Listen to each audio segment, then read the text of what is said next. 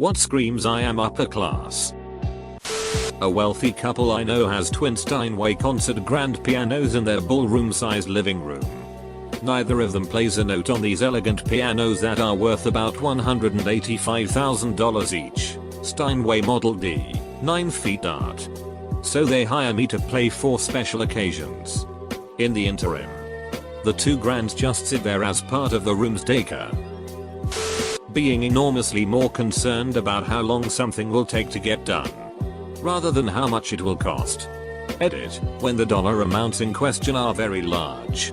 Signing up for Amazon Prime doesn't make you part of the 1%. I know a woman who paid $250,000 to rush the delivery service of a car from overseas. Was like a 10-day difference. Frequency of travels. I work around a ton of upper class people and many of them travel so much they are practically locals at some restaurants. They also focus on less known, yet elaborate spots. I used to be a dancer teacher. I taught at one school in a wealthy area and one school middle class area. I never had a full class of students at the wealthy school because someone was always on vacation. In the middle class school we would call parents if they didn't show up cause it was much rarer lol. I once kicked it with a super rich dude for a few days and it was amazing. I'm talking damn near billionaire rich. Average people don't think about it. But imagine if you were free of all stress regarding work, bills, rent, car maintenance and etc. This dude was the epitome of carefree. That's what really impressed me about the guy. Every option is always on the table. Anything is possible at any time. You want some steak and lobster? Let me call my assistant. It's 3 AM and you want a tattoo? I'll call the concierge. I have a summer home in Aspen CO. You want to go hang out there for a while? Get some skiing in? Or do you want to go to my winter home in Aruba? We can go snorkeling. Going through life with no worries about going to work the next day. Seriously. It must be so fantastically liberating. After 4 days I had to go back to my workaday life. And it was just as hard as coming down off a serious drug. How did you end up spending a week in that life? At that time I was a young airman based at Nellis AFB in Las Vegas. I worked second shift so I would get off work around 11 PM and head into town to go to the casinos. At that time the Mirage was brand new. In the early 90s some casinos would give you free drinks as long as you pretended to be gambling. I would go to the sports betting area and just fake like I was filling out parlay cards. That's where I met him and what I thought was his friend. His friend was trying to explain the concept of over and under, but doing a terrible job at it. I jumped into their conversation and just started teaching them what I knew. Me and the friend really hit it off. And the guy was also super cool too. The Mirage has a fake volcano out in front of it and it erupts about every 30 minutes. It was brand new and none of us had witnessed that before so we all went out to take a look at it. That's when I learned that the friend was actually this guy's driver personal assistant. The night went on and I mentioned that I was about to head home. The guy says, "You hungry? Let's go get something to eat." I was broke as a joke and begged off. But he persisted. Next thing I know we're all in a huge suite on one of the top floors eating some of the best steak and lobster I've ever had. The guy was super down to earth too. Just jeans and a t-shirt. No pretensions. Later he told me that his dad made a killing in one of the telecom data companies. I think it was Oracle or Cisco. But I don't remember. That was also the first and last time that I've ever seen a black credit card. That thing was like a key to another world. Everywhere we went he basically gave them that card and they gave us whatever we asked for. Later he explained to me that at his level it was hard to find friends that weren't trying to exploit him for his money. And the other problem was that the dudes that were on his level were all boring. He was really just looking for interesting people to spend time with. He was fascinated about me being in the military. Almost envious.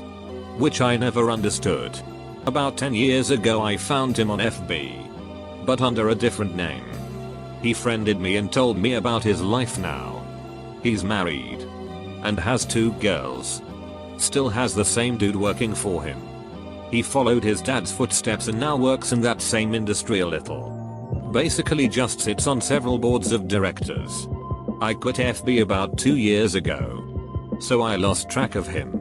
But it was a good time and I learned a lot from that experience. People who treat fines as payments. Let's just park on the street. It's only $150. No. We can't park on the street. That's how much a ticket costs. Okay. But let's just do that. I don't want to walk. Punishable by fine just means legal for rich people. That is why some countries have fines based on someone's income. Live-in maid. Or their teenage kid has their own new sports car at 16. And he's a little prick. Not knowing what ordinary things cost. Like a banana or pair of socks. It's one banana. Michael. What could it cost? $10? When you use vacation as a verb. As in. We vacation in St. Baths every winter. PFFT. Mere upper middle class. At best. People who matter use the seasons as a verb, of course. We summer at the Cape and winter in Aspen. And if you have to ask which Cape, you are not fit to open their Great Puffin. My mom tells this story of being over at a family's house where their dad had once been my dad's boss. It was the early 90s and the wife was opening Christmas cards. As she opened one, a check fell onto the floor. She picked it up and said, "Hectometers. John will be pleased," and put it on the fridge. It was for $20,000. Bruh, WTF. I could do so much with a gift of 20 grand. Like. It would set my life back on track and get me in school again. Calling themselves upper middle class and always trying to relate with middle class people. I understand working for a living. I work summers at father's hedge fund. Why don't you just buy the higher quality but more expensive brand? But it'll save you in the long run. Well, it's true. Ironically, it's expensive to be poor. Knew a rich kid in college. Rumor has it, dude ended up owing hundreds of thousands of dollars to bookies for betting on NBA games. For that amount of money, the syndicates financing the bookies in my country go after you and your family to make sure you pay. Night before payday, dude went to his parents allegedly crying, telling them he had a problem. Parents were obviously concerned. Dude told them what happened and parents breathed a sigh of relief. They thought he got a chick pregnant. They gave him the money to pay the bookie. Relieved. My friend's parents have a lot of money and I went to a Halloween party that his family friends were having a couple years ago. I distinctively remember hearing the following two sentences, both travel related. 1. We only have 5 trips booked next year, so we're going to try to sneak in a little visit to Egypt in April. 2. Yeah. We were just offered another expenses paid trip to St. Lucia but we turned it down. It just gets boring when you've been so many times. To the second one. I said I had to downgrade to 1-ply toilet paper this month.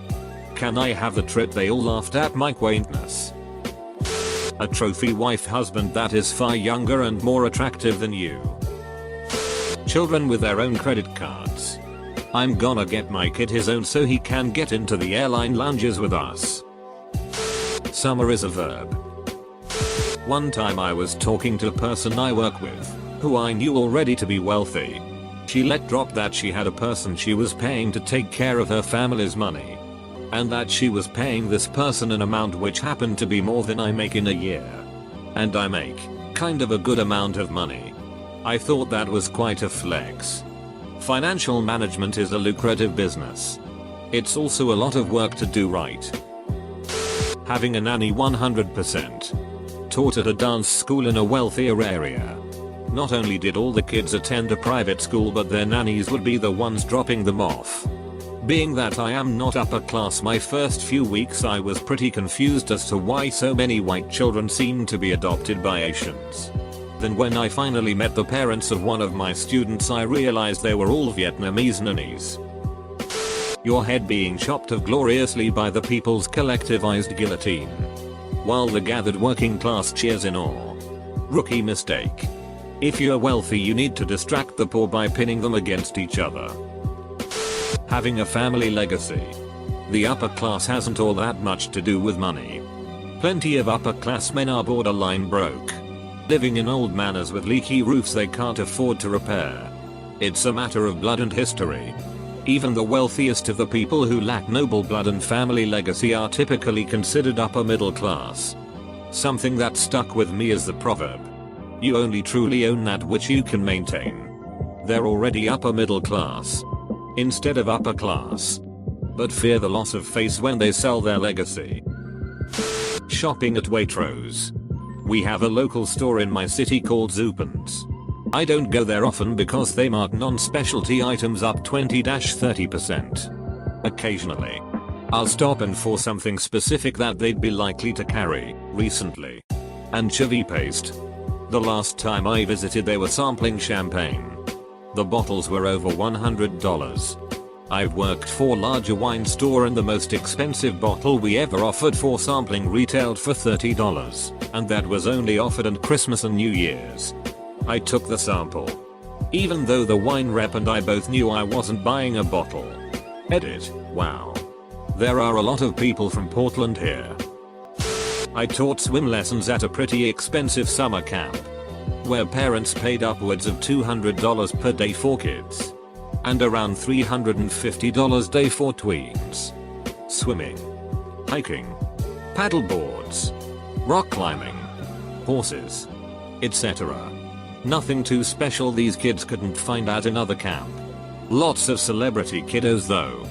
I would charge $50 per hour to guard private pool parties because I didn't want to work weekends and didn't really like guarding as much as I loved teaching.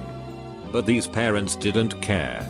I once made $400 in an afternoon guarding a pool that nobody swam in and $100 tip because the dad felt sorry for wasting my time. $500 to eat catered koji Korean BBQ truck food and chat about cars for a few hours. No complaints. It felt like I was just on display for the parents to show that they could afford a guard. I miss it sometimes. I was done with the money and didn't save much, but enough for some tattoos, a flat screen, and to put 35% down on my first car. 35% down and a nice TV isn't nothing, especially if the stuff lasted. Wearing a monocle. Polo shirt with sweater tied around the neck. Not just any sweaters. Those are neck sweaters.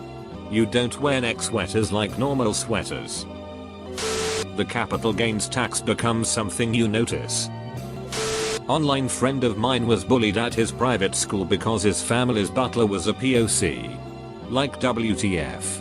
Couldn't even afford a white butler. Being on Jeffrey Epstein's flight logs. A guy I knew in grad school named Pete. He was the living embodiment of the 1%. Of his more infamous musings he believed emergency services, cops, fire dept, ambulance, should be privatized because wealth and private property was more important than poor people. He was an asshole. But one scene always stuck out with me. It was a Saturday night. Pretty late. Me and some friends had just left the bar and went to a pizza place to grab a bite. We order and sit down. Enter Pete, rolling up in his Bentley with two tires on the sidewalk. He gets out of his car wearing a black overcoat and a Burberry scarf, sipping on a Grey Goose bottle from a long straw. He walks into the pizza place, pushes his way to the front of the line and starts to order. The people behind him are like WTF and he just ignores them. The girl behind the counter tells him that there were people in front of him. He snaps at her, "I'm the son of. My dad owns this commercial property that your business has a lease with. Do you want a job tomorrow? Are you even here legally?" She was Filipino. "Do you want to be back in Manila cheating in the street? Make my ducking pizza." Lots of yelling and screaming, and since we were in the bar club district, a couple of cops walk in to check things out. The girl behind the counter is trying to remain calm, telling the cops what was going on, and a bunch of other people were too. The cops kinda look at each other and ask Pete about his last name and if he's related to his dad. He says yes. They escort him out. The ducking open Grey Goose is still in his hand. He takes one last long sip and hands over the rest of the bottle. Gets back into his car. Smiles at the cops and drives off. You always hear of this kind of shit happening. But to see it in plain view was as ducking gross as it was insulting. 2 phrases, get both and second-hand yacht. My boyfriend's family was entertainment rich, not billionaires but Beverly Hills homeowners, and it shows with his decision making. While he is no longer with money and I do our budgeting, I have to constantly break it to him why getting both is not an option anymore. Though he did say this to me on our first date when I couldn't decide between which pie to get for dessert. He paid for dinner and both pieces of pie that I couldn't finish and didn't comment on the waste. My ex-boyfriend was British upper middle class. Went to public school and spoke with an RP accent. He told me his dad bought a second-hand yacht. In comparison, I grew up in a trailer court in rural Idaho. It's been a strange ride. And when I want to drive the point home to my current boyfriend about how poor I was growing up, I ask, how many flavors of hamburger helper can you name? The answer is always, there was more than one. Money talks. Wealth whispers. Personal security for your family. The people you associate with. Subtle mannerisms and speech inflections. How you dress, not what you think. Particular sense. What times of the day you see them. Passive income. Can you imagine having so much money it makes more for you? As if it's a living thing that ducks and then you have little baby dollars adding to your wealth. All you have to do is not give all of it away.